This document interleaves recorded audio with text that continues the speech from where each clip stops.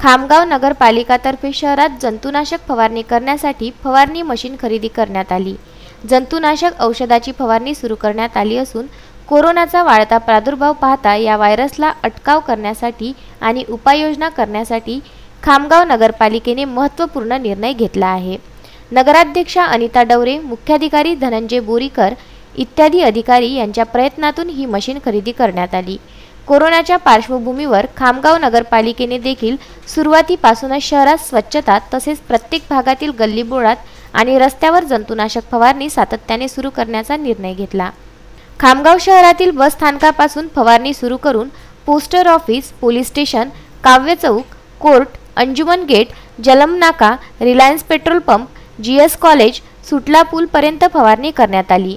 अशाच प्रकारे संपूर्ण शहरात मशीनद्वारा फवारणी करण्यात येईल अशी माहिती मुख्याधिकारी धनंजय बोरीकर यांनी दिली। विदर्भ न्यूज करिता खामगाव येथून मोहम्मद फारूक।